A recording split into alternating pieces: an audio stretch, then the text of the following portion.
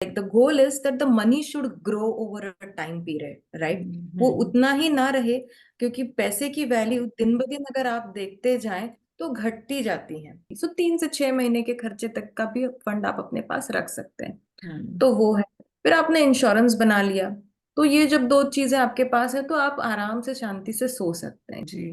फिर आपका घर आपके नेटवर्थ का पार्ट नहीं है। तो जब आपसे कोई पूछे कि आपकी कितनी पूंजी है, तो उस पूंजी में आपका घर और आपके गहने नहीं आप जोड़ सकते। Having enough wealth gives you options. नमस्कार। लर्निंग फ्रॉम द एक्सपर्ट्स के आज के एपिसोड में हम आपके लिए कुछ बहुत स्पेशल लेकर के आए हैं। अगर आपको याद हो तो हमने अपने फर्स्ट एपिसोड में बात की थी मेंटल हेल्थ की। सेकंड और थर्ड एपिसोड में आपने हमने इमोशनल और फिजिकल हेल्थ की बात करी। तो अब जब हम मेंटली और फिजिकली हेल्दी हैं, द नेक्स्ट कम्स फाइनेंस, क्योंकि बिना पैसे के गुजारा तो नहीं है। पर आयरनी ये है कि ये इतनी इंपॉर्टेंट चीज होने के बाद भी लेडीज में फाइनेंशियल लिटरेसी की नॉलेज जो है वो बहुत कम होती है। और फाइनेंशियल लिटरेसी बेसिकली मीन्स कि आप में पैसे की समझ कितनी है और आप कितने अच्छे से उस पैसे को बढ़ाने की समझ और जानकारी रखते हैं। और इसी चीज को समझने के लिए आज हमारे साथ हैं शर्मिला। और ये वेल्थ मैनेजमेंट की फील्ड में she has been working for more than 15 years and she is extremely passionate about imparting financial literacy specially to women. नमस्कार Sharmila and welcome to the show. I am extremely please to have you as an expert on the show today. Thank you Poonam, मुझे भी बहुत खुशी होती है आपसे बात करके, और आपके साथ और आपकी सारे सब्सक्राइबर्स के साथ आपका नॉलेज शेयर करके। वंडरफुल। हम अगर पैसा कमा भी रहे हैं, नहीं कमा रहे तो we are normally dependent on the earning member of the family which normally is the husband. पर अगर हम कमा भी रहे हैं तो इन्वेस्टमेंट और फाइनेंशियल लिटरेसी फाइनेंशियल मैनेजमेंट वाली फील्ड में हम बहुत ज्यादा एक तो जानकारी नहीं रखते, दूसरा इंटरेस्ट भी शायद इस वजह से नहीं रह पाता क्योंकि even while we are growing up we are never encouraged to do that. ना उस फील्ड से हमारा कुछ बहुत ज़्यादा आमना सामना हो नहीं पाता। तो अगर मैं अपना ही एक एग्जांपल लूँ, my husband earns well and वो प्लानिंग भी कर लेते हैं, इन्वेस्टमेंट भी कर लेते हैं। तो मुझे एक्चुअली क्यों पता होना चाहिए पैसे के बारे में और what exactly is financial literacy? आप क्या कहेंगे इस बारे में? Financial literacy is not something कि आपको तभी पता होना चाहिए। पैसों का ज्ञान अगर आप कमाते हो तो ये मैं इसे कहूंगी कि ये एक लाइफ स्किल है। जैसे कई बार ऐसा होता है कि हम सोचते हैं आजकल के जमाने में कि हमारे हस्बैंड्स को खाना बनाना या बच्चों का ख्याल रखना भी आना चाहिए, क्योंकि ये लाइफ स्किल है। बिल्कुल। राइट। जैसे हाँ, अगर आप कहेंगे कि मैं तो कभी समुंदर के या पानी के पास भी नहीं जाती, बट आपको एक स्विमिंग आनी चाहिए, क्योंकि ये एक लाइफ स्किल है। आप एब्सोल्युटली। चाहे गाड़ी ना चलाएं, मेट्रो से जाएं, आपके पास ड्राइवर हो, या आप छोटे गांव में रहते हो जहां आप पैदल ही जा सकते हो, पर फिर भी कुछ कुछ चीजें ऐसी जरूरी हैं जिन्हें हम लाइफ स्किल की कैटेगरी में रखते हैं, जो हमारी जिंदगी के आयाम बढ़ाती हैं, जिंदगी की क्वालिटी बढ़ाती है, और जरूरत पड़ने जब अगर कोई जरूरत पड़े तो एक एज अ बेसिक स्किल आपके पास अवेलेबल होता है। मनी क्या है? मनी एक टूल है कि जैसे मुझे अगर कहीं जाना है तो मैं गाड़ी से जा सकती हूँ, ट्रेन से जा सकती हूँ, पैदल भी जा सकती हूँ। वैसे ही पहले मुझे जाना कहाँ है वो लाइफ में डिटरमाइन करना पड़ता है, और वहां जाने के लिए पैसे बहुत जरूरी है। तो आपको कहीं भी जाना हो, अगर आपकी जर्नी आपको लगता है कि बहुत आराम से कटे, तो उसके लिए सबसे अच्छा टूल है मनी। वो चाहे आपके रिटायरमेंट प्लानिंग हो, या आपकी पढ़ाई हो बच्चों की, या कोई भी जिंदगी की चीजें हो, रोजमर्रा की चीजें ही क्यों ना हो। इसके लिए सबसे जरूरी है कि आप उस टूल को अच्छे से इस्तेमाल करना सीखें। बिल्कुल, बहुत ही बढ़िया बात आपने ये कही है।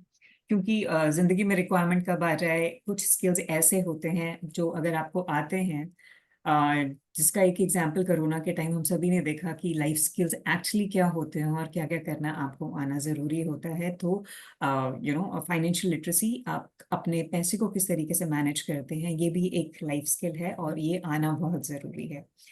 दूसरा क्वेश्चन लेते हैं शर्मिला। आप जैसे अगर मैं कहूँ मेरी मदर वाली जो जनरेशन है उसमें उनकी सारी ज़रूरतें, मतलब मेरे मदर की या फैमिली की सारी ज़रूरतें मेरे फादर की इनकम से पूरी हो जाती थी।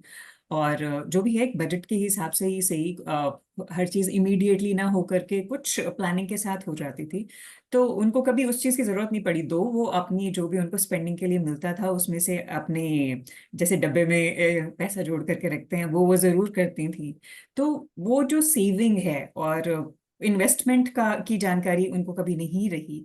तो इन दोनों चीजों का फर्क जरा आप समझाएं कि अगर सिर्फ एक इंसान है जो सेव कर रहा है और दूसरा इंसान है जो उसे इन्वेस्ट करके उसे ग्रो करने की कोशिश कर रहा है, इन दोनों में क्या डिफरेंस है और क्या बेनिफिट्स है?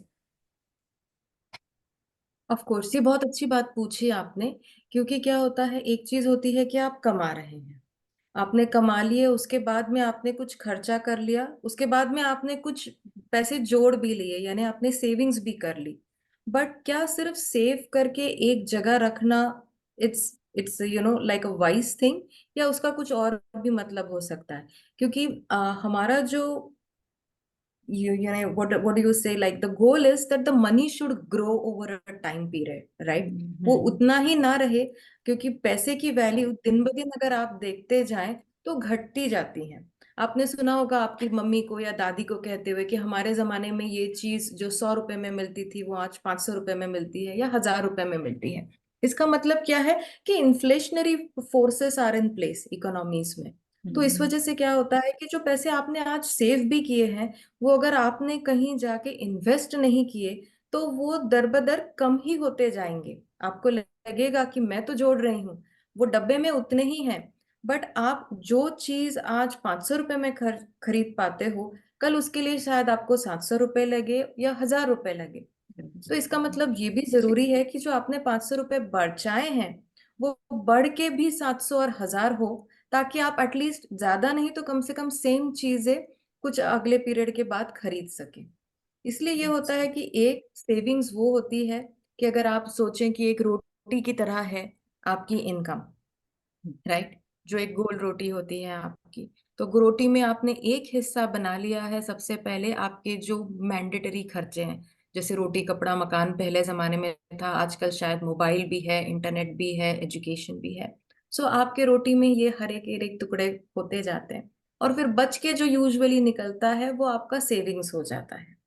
तो ये सेविंग्स उतना ही ना रह के हमें इससे जैसे हम बोलते हैं कि हमने बीज बो दिया, तो जो पेड़ है वो बड़ा होना चाहिए, वो बीज ही नहीं रहना चाहिए। तो हमें ये बीज को डब्बे से निकाल के बोना है ताकि वो एक अच्छा पेड़ बन जाए। बहुत ही आसान भाषा में और हर किसी को समझ आने वाली लैंग्वेज में आपने ये चीज क्लियर की है। जो नहीं भी जानता वो भी बहुत आसानी से समझ सकता है कि पैसे की कीमत किस तरीके से बदल रही है और क्यों उनको सिर्फ उस पैसे को जमा नहीं करना, बट कुछ इस तरीके से इन्वेस्ट करना है कि वो ग्रो करे और आगे आने वाले टाइम में वो अपनी रिक्वायरमेंट्स को उस मनी से पूरा कर सके। चलिए, ये तो बात हुई हम हाउस वाइफ्स की। मेरी सिस्टर है जिसने थोड़े टाइम पहले ही जॉब शुरू करी है, एंड वो आराम से अपने खर्चे निकालती है उसमें से, और जो बचा हुआ पैसा है उसको वो एफडीज में इन्वेस्ट कर देती है। तो अभी तो शायद बहुत ज़्यादा उसके कुछ फाइनेंशियल गोल्स मुझे नहीं लगता इतने हैं, बट कोई भी इंसान जब काम करना शुरू करता है, जब वो पैसे कमाना शुरू करता है, तो एक what would be a right way to go about bifurcating the money? कौन सी चीज खर्चों के लिए जानी चाहिए, कौन सी चीज कितने इन्वेस्टमेंट्स के लिए जानी चाहिए, या किस तरीके से हमें अपने फाइनेंशियल गोल्स प्लान करने चाहिए? आप क्या सजेस्ट करेंगे इसके लिए? सो बेसिकली मैं ये कहूंगी कि आप अगर शुरुआत में भी हैं, या आप 40s में हैं, या आप 60s में हो गए, तो ऐसा कोई नहीं होता कि जिसके गोल्स नहीं होते। हम उससे चाहे गोल्स ना कहें, पर हमारी चाह होती है, हम्म। राइट? अगर आप अर्ली 20s में हैं तो शायद आपको शादी के लिए बहुत महंगा लहंगा खरीदना है, या हम्म। यूरोप घूमने जाना है। या आप 40s 50s में हैं तो आपको कुछ बड़ा घर लेना है, या यूरोप टूर के लिए जाना है। या अगर आप 60s में हैं तब भी आपको घूमना है, आपकी रिटायरमेंट की प्लानिंग अच्छी हो। तो हर एक सिचुएशन में कुछ ना कुछ इच्छाएं तो होती हैं हमारी, और हमें उनका एक हमारे सोसाइटी के हिसाब से, आपके एनवायरनमेंट के हिसाब से एक अंदाजा भी होता है कि मुझे किस तरह की जिंदगी जीनी है। असाधारणता ऐसा होता है कि जो जिंदगी आपको आपके माता पिता ने दी है, जो आपका फाइनेंशियल स्टेटस आपके फैमिली से रहा है, आप हमेशा सोचते हैं कि मेरा उतना या उससे थोड़ा अधिक बेहतर जरूर हो, हो। बिल्कुल। तो from a goal perspective, everybody always has this goal कि that I should little bit step up from where my family is currently, right? So पहले मैं ये कहूंगी कि आपकी सिस्टर ने अगर गोल्स के बारे में सोचा नहीं है तो उन्हें सोचना चाहिए कि ना कि उसे गोल कह के भी मेरी लाइफ में इच्छाएं क्या है, मैं क्या करूंगी जिससे मुझे फुलफिल्ड लगेगा, right? Hmm. Once hmm. She has thought about it, जैसे हमने अभी रोटी की बात कही है, राइट? तो हम यूजुअली खाना कैसे बनाते हैं कि जितनी भूख है उतना बनाते हैं, राइट? एक्स्ट्रा भी नहीं बनाते, कम भी नहीं बनाते, करेक्ट? तो उसके हिसाब से मुझे ये लगता है कि सेविंग्स के बारे में भी हमें पहले जितनी जरूरत है उतने सेविंग्स निकाल लेने हैं, फिर खर्चा करना है। खासकर जब हमारे पास ये सहूलियत हो कि हमारे सर पे लोन्स ना हो, हमारे सर पे बहुत सारी जिम्मेदारियां ना हो, घर की, घर वालों की, बच्चों की, and in any case as well. मैं ये सोचती हूँ कि और हमारे इंडिया में ये बहुत अच्छी बात है, हमारे बड़े बूढ़ों ने हमेशा सिखाया है कि जितना है उससे थोड़ा कम पे रहो, है ना? सोसाइटल प्रेशर उसमें मत जाओ, खर्चा थोड़ा कम करो और पहले सेव करो। तो बिल्कुल। अगर हम फिर से रोटी की तरफ जाएं तो पहले जितना सेव करना है उतनी रोटी का भाग काट के अलग रख दें, फिर बचा हुआ खाएं। सो वो ये कर सकती हैं। सो पहले तो मैं कहूंगी कि अपने गोल्स को सोचें, एक पेपर पे लिख लें, क्योंकि जब आप विजुअलाइज करते हैं, कोई भी पेपर पे लिख ले, आप एक्सेल यूज कर सकते हैं तो बहुत अच्छी बात है। और थोड़ा उसके साथ उसको एक ईयर्स भी रखें, राइट? हम्म। कि मुझे 5 साल, 10 साल, या मेरे उम्र के 30वें पड़ाव पे, 50वें पड़ाव पे, 60 के पड़ाव पे। तो जब आपके आंखों के सामने चीजें आएंगी तो आपको क्लैरिटी भी रहेगी कि मुझे कहाँ से कहाँ पहुंचना है। फिर उस हिसाब से आप बैक कैलकुलेट करके आके देखें कि मुझे कितना बचाना भी जरूरी है। अब हमने बचा लिया तो फिर अभी देखते हैं कि आप जैसे उन्होंने कहा कि वो फिक्स्ड इनकम एफडी में डालती है, ठीक है, कोई बात नहीं, बहुत अच्छी बात है कि एफडी में डालती हैं। अब पैसे, अ, अगर आप पूछ रही हैं कि पैसे कहाँ पे डालने हैं, तो इसका कोई ऐसा फंडामेंटल रूल नहीं है कि ये सबसे अच्छा असेट है या ये सबसे बुरा इन्वेस्टमेंट है। पहले इंसान को अपने आप को समझना पड़ता है कि मेरी जरूरत क्या है और वो क्या चीज है, specially in case of women, जिससे मुझे टेंशन ना आए, राइट? कि मैंने किसी चीज में इन्वेस्ट कर लिया और कल मार्केट गिर गया और मुझे इतनी टेंशन से तबीयत खराब हो गई कि मैं कुछ कर नहीं पा रही हूँ। ऐसा कभी कोई इन्वेस्टमेंट ना करें। वो कहते हैं ना, लालच बुरी बला है। तो चाहे कोई भी कुछ बताए, आपको यूट्यूब पे बताए, इंस्टाग्राम पे बताए, आप ये सोचिए कि मेरे बैंक में कितने पैसे हैं, मैं किस तरह के इंसान हूँ, यू नो और मेरा परिवार किस तरह से है। क्योंकि इन्वेस्टमेंट ये डिसीजन बहुत बार इंडिविजुअल ना होके पारिवारिक होता है। जी। हम एक फैमिली सेक्टर में रहते हैं, सेटअप में रहते हैं, हमारे एज अ फैमिली भी एस्पिरेशंस होते हैं, हमारे एज अ फैमिली गोल्स होते हैं, और हमारे as a family different personalities भी होते हैं। कि जैसे मान लीजिए कि एक फैमिली में वाइफ शायद बहुत रिस्क अवर्स है, बट हस्बैंड बहुत रिस्क लेते हैं, तो उन दोनों का कहीं एक मैच होना चाहिए। तो ये कम्युनिकेशन होके डिसाइड होना बहुत इंपॉर्टेंट है कि हम किस कहाँ पे कंफर्टेबल हैं। तो बिल्कुल। वो कंफर्ट लेवल पता करें। अब आपने एक बार कंफर्ट लेवल पता कर लिया तो मैं आप जस्ट आपको एक सीढ़ी बताती हूँ कि एक सीढ़ी क्या होती है रिस्क की। तो सबसे साधारणतः बता रहे हैं हम, not like quote on quote basis, hmm. But साधारणतः जब आप सेविंग्स अकाउंट में डालते हैं या आप एफडी में डालते हैं तो उसमें रिस्क थोड़ा कम होता है। बिल्कुल। फिर आप थोड़ा म्यूचुअल फंड्स में डालते हैं, बहुत लोग एसआईपी करते हैं क्योंकि बहुत आसान होता है। अपने हम्म। आप, जैसे मैंने कहा कि उस रोटी में से पहले ही कट के निकल जाता है। हम्म। तो बहुत आसान तरीका हो गया आपका इन्वेस्ट करने का। म्यूचुअल फंड्स थोड़े से कम, ये उसमें। रिस्क। फिर और ऊपर आ कि आपने कुछ बॉन्ड्स हैं, कॉरपोरेट बॉन्ड्स हैं, वैसे हैं। फिर आपने इक्विटीज के बारे में देखा कि मैंने डायरेक्ट शेयर मार्केट्स में लिया, पैसे किसी स्टॉक्स में डाले। आजकल काफी लोग आईपीओज खरीदते हैं। बट हमें बहुत सोचना है, समझना है, देखना है कि वो कंपनी कैसी है। इसके पहले कि हम किसी स्टॉक में डालें। फिर there are various other assets as well like alternatives and all, बहुत सारी चीजें हैं। तो हम ये सब चीजों का एक कॉम्बिनेशन भी बना सकते हैं। तो इस हिसाब से आप अपने इन्वेस्टमेंट का, हम जैसे कहते हैं, पोर्टफोलियो खुद से भी बना सकते हैं। और अगर आपको दिक्कत आती है तो आप अपने किसी फाइनेंशियल एडवाइजर की हेल्प से भी बना सकते हैं। Right. तो मेरे ख्याल से ये इस आंसर ने काफी क्लैरिटी हमारे ऑडियंस को दी होगी कि अगर there is x amount of money जो आपको हर महीने आ रहा है, जैसे शर्मिला ने बड़े ही सुंदर एक रोटी के एग्जांपल से हमें ये चीज समझाई, तो उसमें से पहले हम कितना एक फिक्स्ड अमाउंट है जो सेव करना चाहते हैं उसको साइड रखने के बाद हम अपने खर्चे उसमें से निकालें। और वो जो हमने सेविंग्स रखी हैं, जैसे हमने पहले क्वेश्चन में समझने की कोशिश करी कि पैसे की वैल्यू घटती है इन्फ्लेशन बढ़ने की वजह से, तो अगर हम उसे सिर्फ मिनिमम रिस्क के साथ सेव करते रहेंगे तो हमें उतने बेनिफिट्स नहीं मिल पाएंगे, वो पैसा हमारा उतना बढ़ नहीं पाएगा जितना हम चाह रहे हैं कि आगे आने वाले टाइम में हमें उससे बेनिफिट मिले। तो कुछ ऑप्शंस हैं जो शर्मिला ने हमें बताए, जिनके बारे में हम और जानकारी भी प्रॉब्ली कमिंग एपिसोड्स में हम उसके बारे में डिस्कस करें। बट हम इतना तो समझ ही चुके हैं कि हमारे पास क्या ऑप्शंस हैं। हम एक एफडी से शुरू कर सकते हैं, सिंपल म्यूचुअल फंड्स में इन्वेस्ट कर सकते हैं, बट थोड़ा सा रिस्क लेवल अगर हम अप करें, क्योंकि जितना हम रिस्क अप करते हैं उतना ही ज़्यादा मुझे लगता है ग्रोथ के भी हमारे पर्सपेक्टिव बढ़ते हैं। पर वो रिस्क पूरी एक रिसर्च और जानकारी के साथ होना ज़रूरी है। जैसे आपने बताया कि हम बॉन्ड्स या फिर डायरेक्टली स्टॉक मार्केट में भी इन्वेस्ट कर सकते हैं, but with proper guidance and knowledge. Absolutely. Poonam, मैं दो तीन चीजें यहाँ पे एक दो और ऐड करना चाहूंगी। जैसे प्लीज। कि हम जब हम इन्वेस्टमेंट्स के बारे में सोचते हैं तो हमें हमारे खुद में भी इन्वेस्टमेंट सबसे पहले सोचनी चाहिए। मैं बताती हूँ कैसे, दो तरीके से। एक, आपने भी थोड़ी देर पहले कहा था कोरोना के बारे में। तो जी। हम सब समझते हैं कि आजकल मेडिकल एक्सपेंसेस कितने ज्यादा हैं। बिल्कुल। और इसके ये जरूरी नहीं है कि आपको बुढ़ापे में ही आएंगे, कभी भी आ सकते हैं। तो जैसे आप कमाना शुरू करें या आपके जैसे भी फाइनेंशियल प्लानिंग हो, तो मुझे लगता है कि इंश्योरेंस आपका सबसे पहला नजरिया होना चाहिए। कि पहले अपने आप को प्रोटेक्ट कर ले, कि आपको बढ़ाना तो है, बट जैसे आपका लाइफ इंश्योरेंस हो गया, क्योंकि आपके पीछे आपका परिवार है, आपके बच्चे हैं, आपके जो भी अदर डिपेंडेंट्स हैं।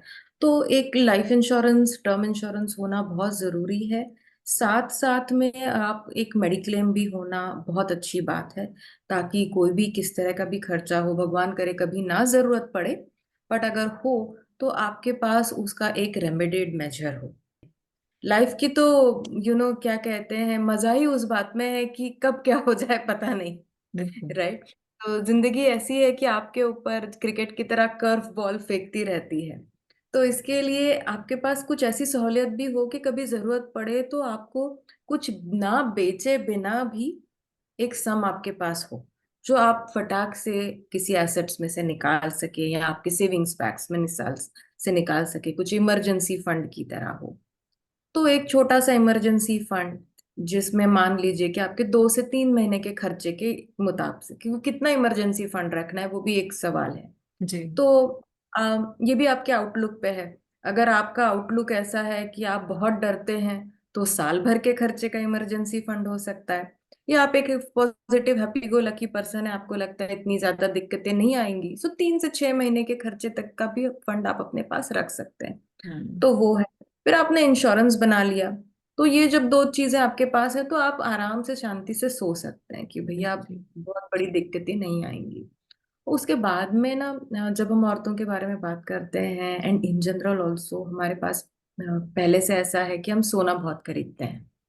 बट एक चीज ये है कि सोना इन्वेस्टमेंट्स वैसी उस तरीके से नहीं हम गिन सकते हैं उसे। क्योंकि जब आप गहने बनाते हैं तो गहने बनाने का खर्च, जब आप उसे वापस देंगे तो उसमें से कुछ सुनार बोलेगा कि ये घट है जाएगा, ऑल ऑफ दोज थिंग्स आप कर सकते हैं। सोने के भी गोल्ड बॉन्ड्स ले सकते हैं, ईटीएफ्स ले सकते हैं, आप फिजिकल फॉर्म में भी ले सकते हैं। बट आप ये समझिए कि जब गहने बनाते हैं तो वो इन्वेस्टमेंट उतनी पावरफुल नहीं होती है जितनी जब आप उसको किसी और फॉर्म में लेते हैं। और दूसरा, जिस घर में भी आप रहते हैं वो भी आपके इसका हिस्सा नहीं है। समझ रहे हैं आप? आप कहेंगे आप बहुत मुश्किल कर रहे हैं टॉपिक को, बट मुश्किल नहीं है। इस तरह से सोचिए कि अगर आप वहां नहीं रहेंगे तो आप फिर कहाँ रहेंगे? हम्म। आप कहीं तो रहेंगे, तो उसका तो खर्चा होगा ही ना। जी। फिर आपका घर आपके नेटवर्थ का पार्ट नहीं है। तो जब आपसे कोई पूछे कि आपकी कितनी पूंजी है, तो उस पूंजी में आपका घर और आपके गहने नहीं आप जोड़ सकते। This would come as a shock to many of us. Okay.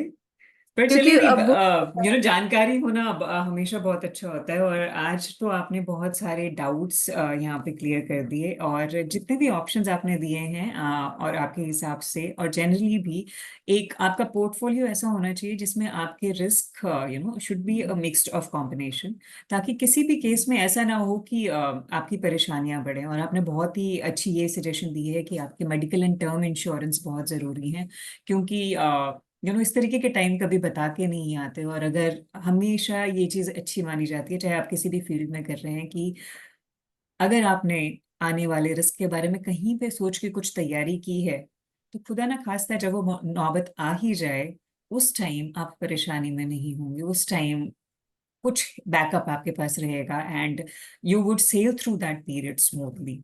तो अपने सारे इन्वेस्टमेंट्स में अपनी इंश्योरेंसेस का भी ज़रूर ध्यान रखें, एंड पढ़ना शुरू करें, जानना शुरू करें, और ज़्यादा अपने इन्वेस्टमेंट ऑप्शंस के बारे में। और नहीं है अगर कोई, तो you must take help from an advisor. तो ये सारी चीजें तो हो गई, पर शर्मिला, आजकल बहुत बात होती है फाइनेंशियल फ्रीडम की। तो अगर आप हम्म, पैसा कमा रहे हैं, तो उसके बाद हम ये किस तरीके की फ्रीडम की बात कर रहे हैं? आप जरा इस बारे में भी थोड़ी सी लाइट डालें। हाँ, ये बहुत अच्छा कंसेप्ट है।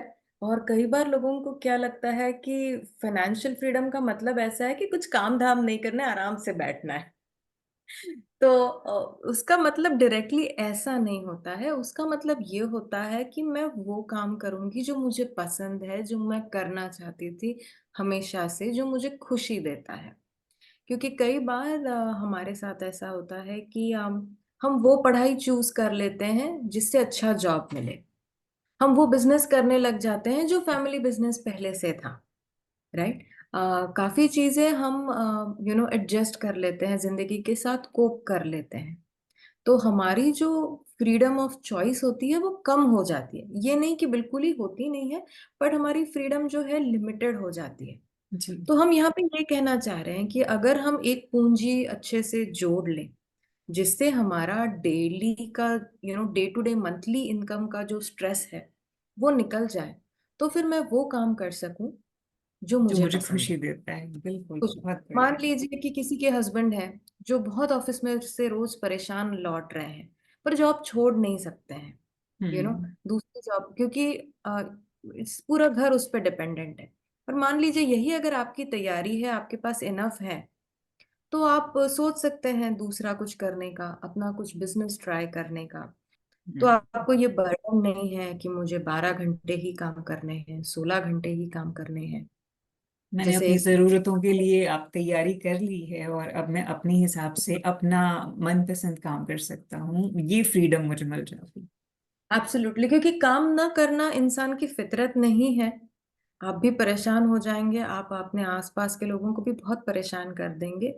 But having enough wealth gives you options. ये जो बताने का तरीका है शर्मिला का, ये इतना ज्यादा एंगेजिंग है कि जिसे कुछ नहीं भी मालूम हो उस सब्जेक्ट के बारे में, वो भी बहुत ही आसानी से उस चीज को समझ जाएगा। तो आई एम श्योर कि अब आप समझ चुके होंगे कि फाइनेंशियल फ्रीडम का कॉन्सेप्ट क्या है, और आप अपने आप को फाइनेंशियली फ्री करने के लिए क्या ऑप्शंस ऑप्ट कर सकते हैं। और जब हम ऑप्शंस की बात कर रहे हैं शर्मिला, आजकल लोन्स इतने रेडिली अवेलेबल हैं, लोग फोन कर करके they are selling you the money, they are selling you loans. तो ये कितना एडवाइजेबल है, या अगर हमें इसे इसके लिए ऑप्ट भी करें, तो किन चीजों का हमें ख्याल रखना चाहिए? राइट। हम एक हिंदी मूवीज में बहुत कॉमनली वर्ड यूज होता है ना, दुधारी तलवार। हम्म। मैं उसे ये चीज कहूंगी कि ये थोड़ी सी दो धारी तलवार है। आपका इंटेलिजेंस और सेल्फ कंट्रोल पे है कि आप इसका कितना सही प्रयोग कर सकते हैं, राइट। जैसे यही एग्जांपल हमने ऑप्शंस का लिया, कि मान लीजिए मैं कुछ खरीदना चाहती हूँ, पर जी। मेरे पास वो अमाउंट आज नहीं है, पर मुझे गारंटी है कि परसों तक वो अमाउंट मेरे पास आ जाएगी। हम्म। तो मैं ये गैप कैसे फिल करूं? तो मैं लोन लेके वो गैप फिल कर सकती हूँ, हम्म। राइट? तो इस वजह से क्या है कि डेट या लोन मुझे एम्पावर करता है कि जो मुझे कल पॉसिबल हो सकता था, मैं उसे खींच के आज ला पा रही हूँ। जैसे घर लेना है, राइट, या कोई बड़ा इन्वेस्टमेंट है, या एजुकेशन केस में भी कि आपके बच्चा बहुत गुणी है, बहुत होशियार है, और आप चाहते हैं कि उनको बहुत सारे ऑप्शंस मिले। तो आप जरूर इसका उपयोग कर सकते हैं सही मायने में, to expand your horizons, hmm. Create more options for you. But ये एक ट्रैप भी है, राइट? हमें समझना है कि हमें इसकी क्या लिमिट होनी चाहिए, लोन्स पे क्या चीजें खरीदनी चाहिए, और कितना लोन लेना चाहिए। अगर आप मुझे कहेंगे कि कितना लोन अच्छा होता है या कितना लोन खराब होता है, ऐसी उसकी कोई परिभाषाएं नहीं होती है। But again, if we go back to the roti और द पिज्जा एग्जाम्पल, अगर 40% के ऊपर आपके इनकम का लोन हो गया है, तो that means you are really in trouble, बिल्कुल। राइट? और दूसरी चीज ये भी होती है कि अगर आपने रीपेमेंट सही से नहीं किया है, तो आप you are in bigger trouble, क्योंकि आपको उसकी पेनल्टीज जी। लगती जाती है। बिल्कुल। तो मैं ये कहूंगी कि पूरे ही फिनेंस के जो डिस्कशन है, उसमें एक इंसान अपने सोच कैसे रखता है वो बहुत मायने है। आपको डिसिप्लिन लाना होगा, आपको भूलना नहीं है कि मेरी कितनी इनकम है, मुझे कब पैसे लौटाने हैं, और मुझे सचमुच किस चीज की जरूरत है, बहुत ही और उस गहरी हिसाब बात की से। है आपने यहाँ पे शर्मिला। ये एक डिसिप्लिन और ये एक सेल्फ अवेयरनेस होना बहुत ज़्यादा ज़रूरी है, क्योंकि आज ये काफ़ी ज़्यादा देखने में आता है कि जस्ट टू शो ऑफ, सिर्फ दिखाने के लिए कि how well off we are, हम इतना ज़्यादा लोन ले लेते हैं कि उसको चुकाना ही हमारे लिए एक स्ट्रेस का रीज़न बन जाता है।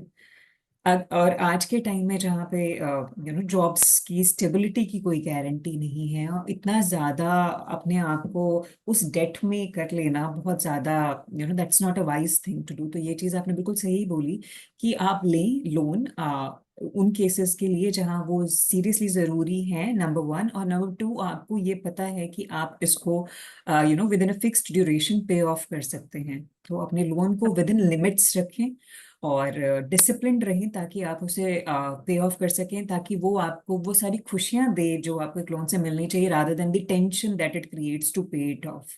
तो ये बहुत ही प्यारे तरीके से आपने समझाया है शर्मिला।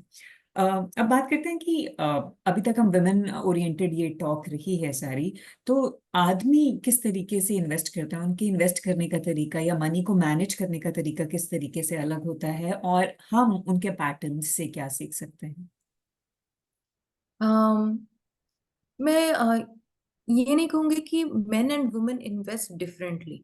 मैं ये कहूंगी कि जिसकी हर एक की पर्सनालिटी होती है, जैसे आप और मैं भी यहाँ खड़े हैं, तो आपकी एक पर्सनालिटी होगी, मेरी एक होगी, उस हिसाब से हम इन्वेस्ट करते हैं। बट होता ये है कि specially in Indian context, main naturally assume the responsibility of investment, hmm. Right? जैसे वुमेन नेचुरली अज्यूम कर लेती हैं कि घर संभालना उनकी उनकी रिस्पॉन्सिबिलिटी है, रिस्पॉन्सिबिलिटी। भले ही चाहे वो किसी कंपनी की सीईओ क्यों ना हो, राइट, या वो मिलिट्री में भी क्यों ना हो, पर उन्हें लगता है कि नहीं, घर तो मुझे देखना है। वैसे ही men also, sometimes they get also burdened with this, क्योंकि किसी के कंधे पे बोझ आ जाता है। तो एक रिलेशनशिप के लिए बहुत इंपॉर्टेंट है कि जैसे हम सोचते हैं कि हर चीज में इक्वालिटी हो और हर चीज मिल बांट के की जाए, तो मुझे लगता है इस मामले में भी अगर women take equal step ahead to understand it, जैसे हमने शुरुआत भी आपने इससे की थी कि मुझे क्यों लिटरेट होना है फाइनेंस में, इसलिए भी ताकि आपकी लाइफ की क्वालिटी अच्छी हो, आपकी रिलेशनशिप भी अच्छी हो। क्योंकि आप कभी भी किसी भी एक इंसान पे अगर एक जिम्मेदारी का बर्डन पड़ जाए, तो वो उससे दब जाता है, उससे थोड़े बहुत फ्रिक्शंस आना बहुत नेचुरल है। स्वाभाविक है, बिल्कुल। तो पर अगर आप भी उसमें से थोड़ा सा अपना शेयर ले लें, तो ये इट इज, एंड मुझे लगता है कि अब like women do everything, right? Aircraft चला लेती हैं, चांद पे पहुंच जाती हैं, एवरीथिंग। फाइनेंस मिनिस्टर भी हमारी वुमेन है, तो फिर ऐसी क्या ही दिक्कत है कि हम नहीं फाइनेंस समझ सकते हैं? है ना? थोड़ा सा अगर हमने इस पे ध्यान नहीं दिया था अब तक, पर अगर हम इस पे अभी थोड़ा अपना ध्यान देने लग जाएं तो हम आराम से इसे सीख जाएंगे। बहुत मुश्किल है नहीं। It's not more about maths. मैं हमेशा ये कहूंगी कि it's how aware you are. Absolutely. अपनी जागरूकता बहुत ज़रूरी है। आपको ये नहीं है कि मैंने बीकॉम नहीं पढ़ा है, मुझे अकाउंटिंग नहीं आती, मैं तो सीए नहीं हूँ। ऐसी कोई इसमें ज़रूरत नहीं है, राइट? ये आपको सबसे पहले अवेयर होना है, समझना है, अपने आप को समझना है। एंड जब आप अपने आप को समझ सकते हैं तो आप बेटर डिसीजन ले सकते हैं। मैं यहाँ पे आपको एक चीज़ और भी बताना चाहूँगी कि अ, अपने आप को समझना कैसे है, इस बारे में भी मैं एक किताब लिख रही हूँ। जो मैं 2025 के फर्स्ट क्वार्टर तक आ जाएगी। अगर कोई जानना चाहे कि अपने आप को समझना कैसे है, तो वो किताब ज़रूर पढ़ें। तो अगर आप अपने आप को समझ सकते हैं, तो आप बाकी चीज़ें और मेरे ख्याल से दूसरों को भी बेहतर समझने लगेंगे और पैसों को भी बहुत बेहतर तरीके से समझने सक लगेंगे। Wonderful wonderful Sharmila. तो ये टॉक तो आई एम श्योर कि सारे ऑडियंस को हेल्प करेगी ही, पर आपकी आने वाली book I am sure for generations to come एक टॉर्च बेरर की तरह एक्ट करे, वो इंफॉर्मेशन उन तक पहुंच पाए। और जैसे आपने कहा कि किसी भी चीज़ के बारे में, नॉट ओनली फाइनेंस, जो भी आप डायरेक्शन लेना चाहें लाइफ में, सबसे पहले आपको खुद को समझने की ज़रूरत है, जैसे शर्मिला ने कहा। क्योंकि हर इंसान अपनी पर्सनालिटी के हिसाब से, उसकी अपनी कुछ लाइक्स डिसलाइक्स हैं, अपनी कुछ स्ट्रेंथ्स और वीकनेसेस हैं, और अपने कुछ पर्सनल गोल्स हैं। आप चाहे वो लाइफ के हिसाब से ले लें, आप फाइनेंस के हिसाब से ले लें, आप एजुकेशन के हिसाब से ले लें, आप किस तरीके का लाइफ स्टाइल चाहते हैं उस हिसाब से ले लें, और जिंदगी में क्या आप फाइनली अचीव करना चाहते हैं। और अगर आपको यहाँ पे कहीं कोई दिक्कत आ रही है, तो आई एम श्योर कि शर्मिला की आने वाली बुक आपको बहुत ज़्यादा हेल्प करेगी। And I hope that today's talk with Sharmila, and जिस खूबसूरती से, जिस सादगी से उन्होंने ये सारे कॉन्सेप्ट समझाए हैं जो अभी तक हम समझते आए थे कि ये कोई पहाड़ जैसी चीज़ है, अंडरस्टैंडिंग फाइनेंस इज समथिंग कि हमसे तो नहीं हो पाएगा, तो let the males handle it. तो ऐसा कुछ भी नहीं है। और एक स्टडी तरीके से अगर आप इसके बारे में समझना शुरू करें, जानना शुरू करें, जागरूक होना शुरू करें, तो आई एम श्योर कि you can go a long way. And Sharmila, I am really really thankful कि आपने इतना टाइम निकाला और इतने बढ़िया तरीके से आपने जो कॉम्प्लेक्स टॉपिक्स हैं उनको सबके लिए इजी बना दिया। एंड आई ऑल्सो होप कि कुछ और ज़्यादा डिटेल में हम बात करें कुछ फाइनेंशियल टॉपिक्स के बारे में, क्योंकि आज हमने बेसिक्स फाइनेंस और फाइनेंशियल लिटरेसी और वेल्थ मैनेजमेंट के कवर किए हैं।